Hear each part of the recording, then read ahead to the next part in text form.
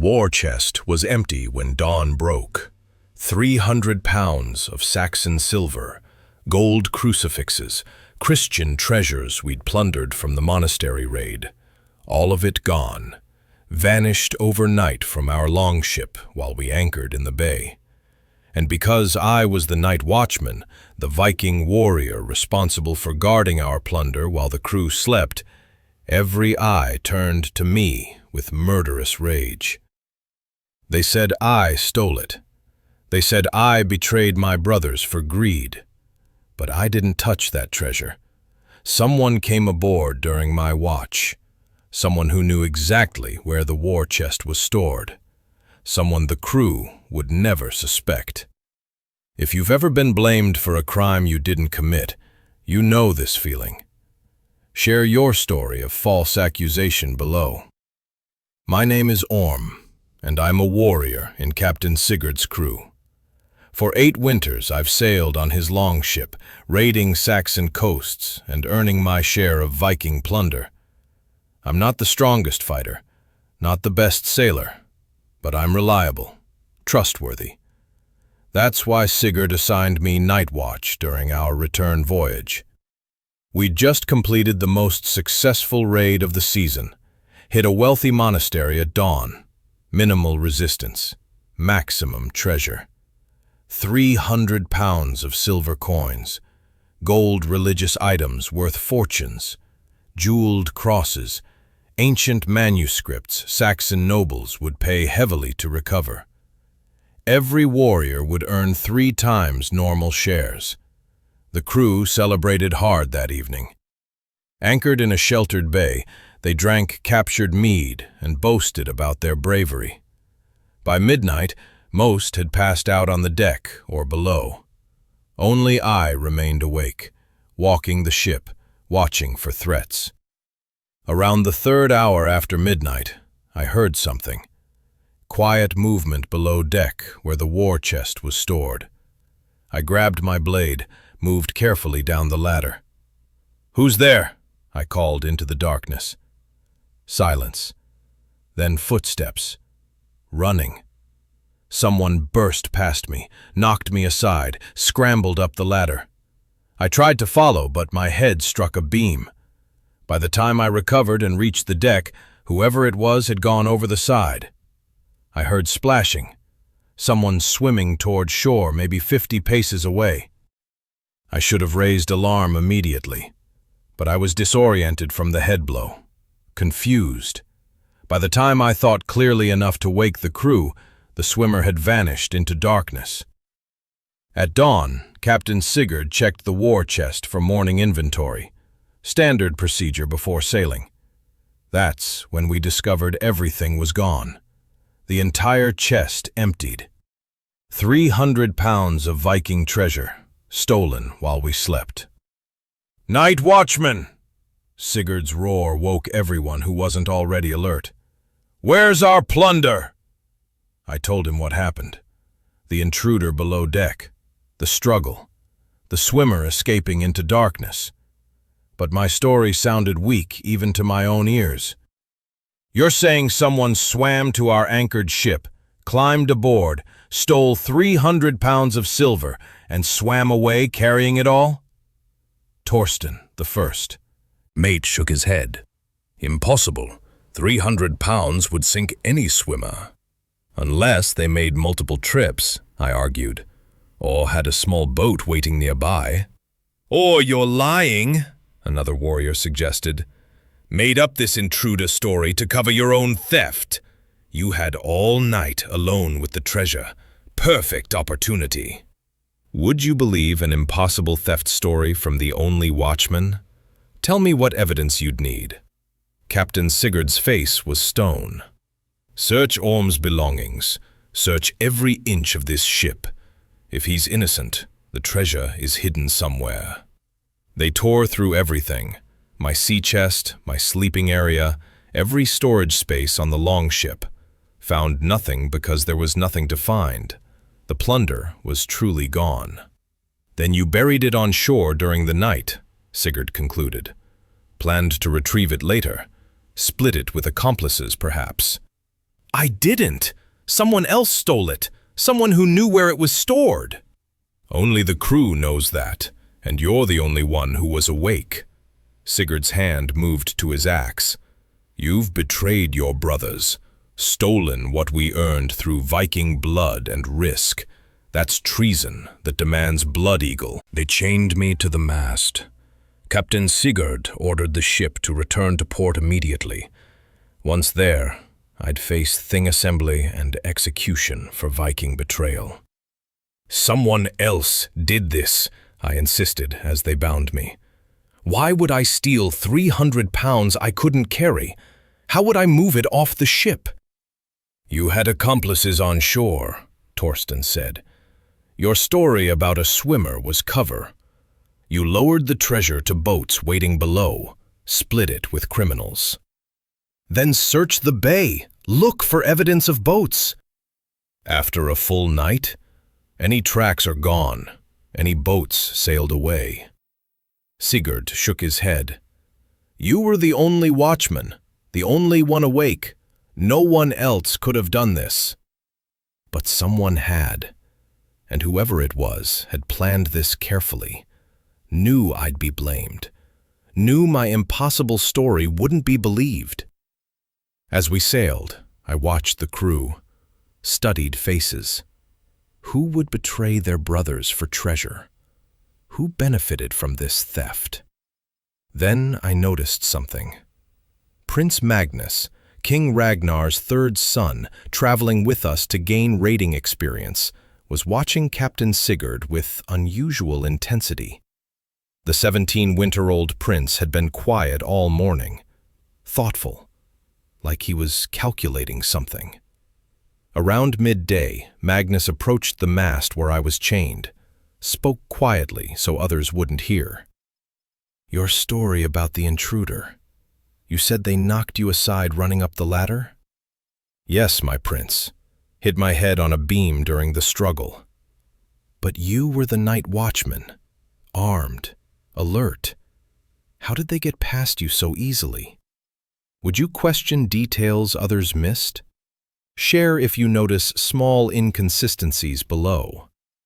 I was below deck investigating noise. They surprised me in the darkness. And this intruder carried 300 pounds up the ladder, over the side, and swam away? That's impossible, I know. That's why no one believes me. Magnus nodded slowly. Which means either you're lying, or the treasure didn't leave the ship at all. My heart stopped. What? 300 pounds can't be carried by one swimmer, can't be moved quickly. So either multiple people were involved, which seems unlikely on an anchored ship surrounded by sleeping warriors, or the treasure never actually left. It's still here, hidden. We searched everywhere. You searched cargo holds and obvious spaces, but longships have other hiding spots, places only the ship's captain would know about. Magnus glanced toward Sigurd. Hidden compartments for emergencies, secret spaces built into the hull. You think Captain Sigurd stole his own treasure? I think someone who knows this ship intimately could hide 300 pounds where casual searching wouldn't find it.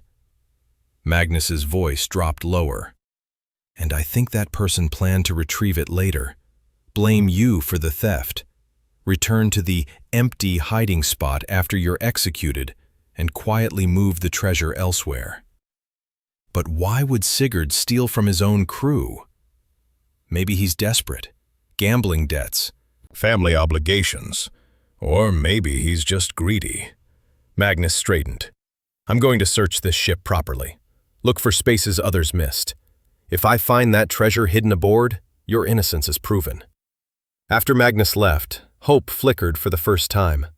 A prince who thought critically, who questioned obvious conclusions, who might save me from false execution. But hours passed with no discovery. We approached port. My execution drew closer. Then, near sunset, Prince Magnus emerged from below deck. His face showed grim satisfaction. In his hands, a leather pouch. Heavy, clinking. "Found it," he announced to the crew. 300 pounds of silver and gold, hidden in a false compartment beneath Captain Sigurd's personal quarters. The crew erupted in chaos. Warriors rushed forward to see the treasure Magnus had discovered. Captain Sigurd's face went pale, then red with rage. "That's impossible! I don't have hidden compartments in my quarters!" "Then how did this get there?" Magnus held up a gold crucifix. 300 pounds of Viking plunder, hidden beneath false floorboards under your sleeping furs. I found the compartment after noticing your floor sat higher than it should. "Someone planted it.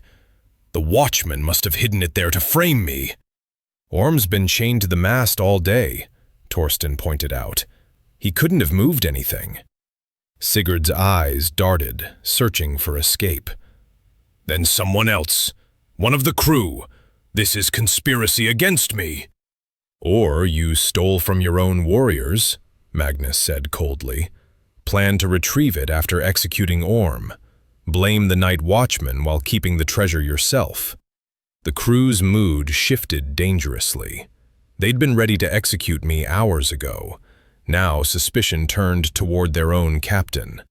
A Viking leader who'd betrayed his men's trust. "Why would I steal from my own crew?" Sigurd tried. "I get captain's share anyway. Double portion. Why risk everything for more?" "Because double share isn't enough when you have expensive obligations," Magnus said. "I've been investigating you, Captain, asking questions at our last port. You have 3 brothers who've fallen on hard times, lost their ships in storms. You've been sending them silver for months. Supporting 3 families drains even a captain's wealth." My jaw dropped. Magnus had been investigating this entire time? Since when? Would you secretly investigate your own allies to find truth? Drop your answer below. "My brothers needed help," Sigurd's voice cracked. "Their family. Viking honor demands I support them." "Viking honor also demands you share plunder fairly with your crew," Torsten said. "Not steal from warriors who risked their lives raiding. You betrayed us for your brother's comfort?" "They were starving. Their children had nothing. What was I supposed to do? Let family suffer while I sailed with full cargo holds?" "You were supposed to be honest," I said from my chains. "Ask the crew for help. Explain the situation. Nordic warriors understand family obligations. We would have given extra shares voluntarily." "Would you?" Sigurd laughed bitterly. "Would you have given up your plunder for my struggling brothers? None of you even know them." "We would have helped because that's what crews do," Magnus said. "But you chose betrayal instead. Stole the treasure. Framed an innocent watchman. Let Orm face Blood Eagle for your crime." The prince turned to Torsten. "Search the captain's sea chest. I suspect you'll find correspondence with his brothers, evidence of months of secret silver transfers." They did search, found exactly what Magnus predicted. Letters from Sigurd's brothers begging for help, records of silver sent, promises of more coming after the next raid. A pattern of family obligation turning into crew betrayal. "Captain Sigurd," Torsten said formally, "you stand accused of theft from your own warriors, of framing an innocent man for Viking treason. What defense do you offer?" Sigurd's shoulders sagged. The fight went out of him. "I did it for family. My brothers were desperate. I thought I could take this one treasure. Blame the watchman. No one would question it. My brothers would survive another winter." "And Orm would die for your family's comfort," Magnus said. "I'm sorry." Sigurd looked at me finally. "I'm truly sorry, Watchman. You were convenient. Nothing personal." Nothing personal. He'd planned my execution as casually as planning dinner. The crew voted immediately. Unanimous. Captain Sigurd had betrayed Nordic honor, stolen from his brothers in arms, framed an innocent warrior. The punishment was clear. They freed me from chains, put Sigurd in them instead, and we sailed into port, not for my execution, but for his. We anchored at port. The Thing assembly was called immediately. Word spread fast. A Viking captain had betrayed his own crew. Warriors from other ships gathered to witness justice. Captain Sigurd knelt in chains before the assembly circle. Prince Magnus stood as chief witness, presenting evidence. The hidden compartment, the letters to struggling brothers, the confession. Captain Sigurd admits stealing 300 pounds of plunder from his crew, Magnus told the assembly. Admits framing Watchman Orm for the crime. Admits planning an innocent warrior's execution to cover his betrayal. I did it for family, Sigurd called out desperately. My brothers were starving. Viking honor demands we help our own blood. Viking honor demands honesty, an elder warrior countered. You could have asked your crew for help, explained your brother's situation. Instead, you chose theft and betrayal. But then something unexpected happened. 3 men pushed through the crowd, older warriors, weathered faces. They looked like Sigurd, same eyes, same build. We're his brothers, the eldest announced. And we didn't ask for stolen silver. The assembly went silent. Sigurd's face showed shock. What are you doing here? Sigurd asked. You're supposed to be up north. We heard rumors our brother was in trouble. Came to help. The brother turned to the assembly. Our ships were destroyed in storms 2 winters ago. We've struggled, yes. But Sigurd's been sending us silver, claiming it was his captain's share. We never knew he was stealing from his crew. You needed the help, Sigurd protested. Your children were going hungry. We were managing, slowly rebuilding.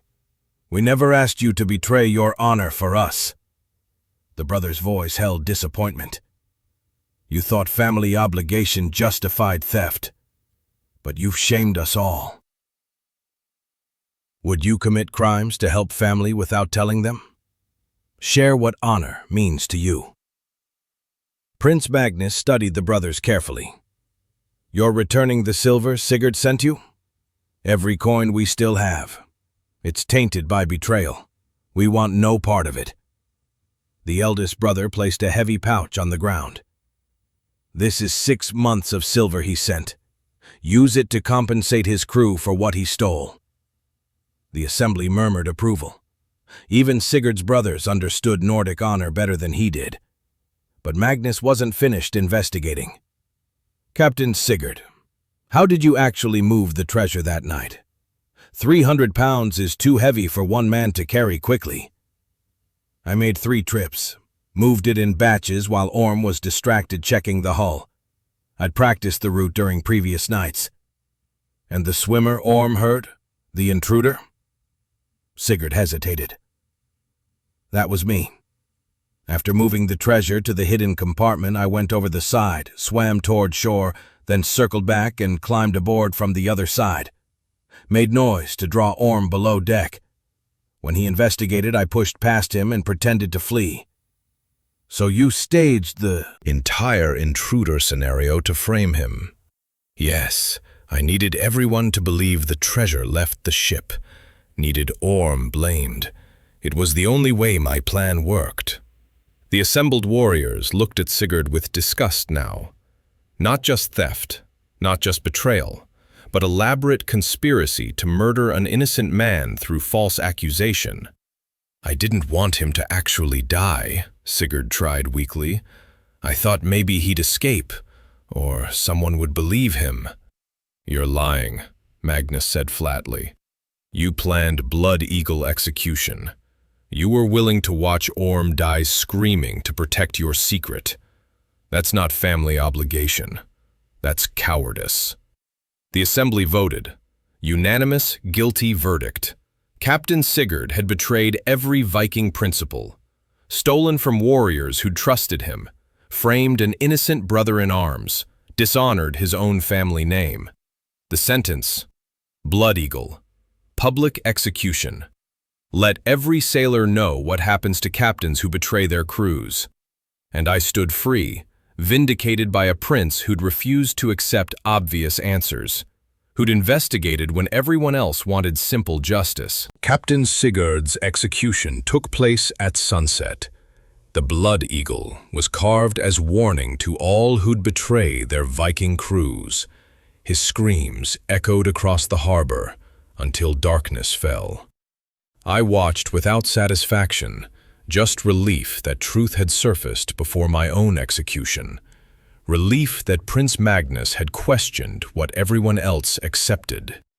After it ended, Magnus approached me on the dock. "You're free, Orm. Cleared of all accusations. Your honor restored."